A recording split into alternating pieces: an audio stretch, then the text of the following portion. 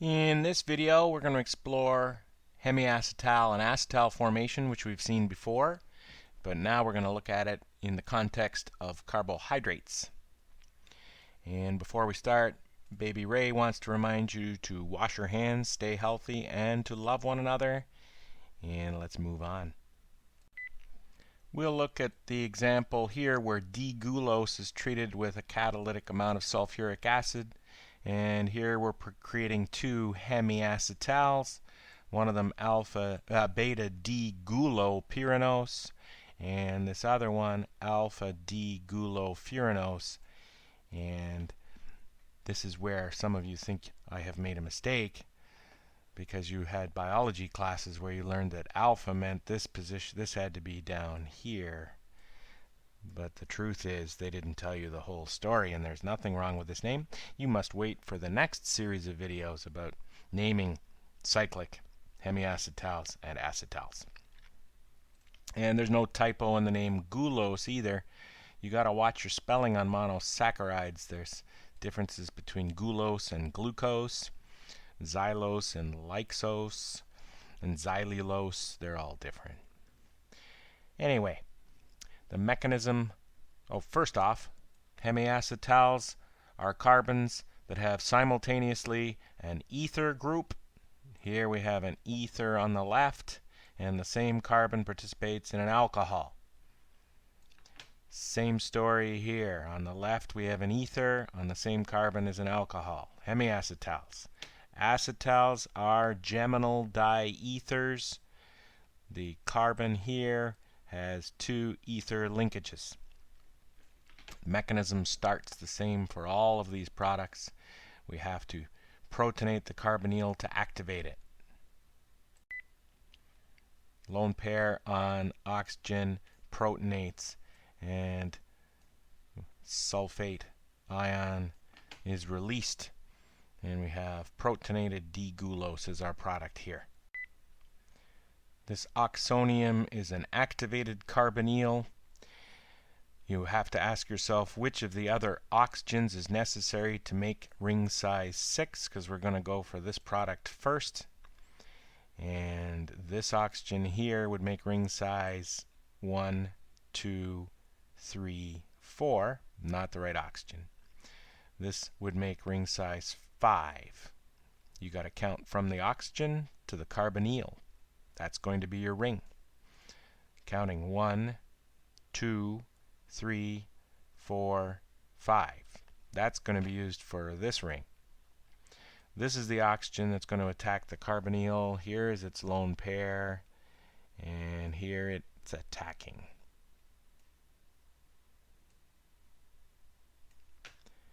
And pi bond breaks, and the result will be here. When we protonated our carbonyl, we created hydrogen sulfate ion.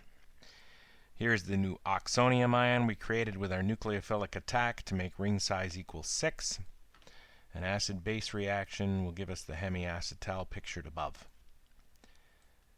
Lone pair grabs H. Sigma becomes lone pair, and you have created your molecule right here. As most of you recall, you can combine the first two steps without losing any information here, protonating first with red arrows and then attacking with the blue arrows. We will continue all of our mechanisms using the combined approach. So we successfully made our hemiacetal here. Now it's time to convert it to the acetal. We have to create an activated carbonyl. Another way we can do that is to first protonate this OH here that has to go away. I do not see an OH on the carbon here, and that reminds me this is a dehydration reaction combined with a synthesis of a new group.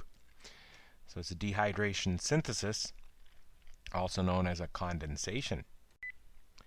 So if we first protonate the leaving group to make it a better leaving group, and then eliminate it, we'll create an oxonium that's an activated carbonyl. Make sure you have the colors in the scheme correct here first. Here is our activated carbonyl. Activated towards what, you ask? Activated towards attack by this alcohol. Alcohol lone pair is going to attack the carbonyl that's activated.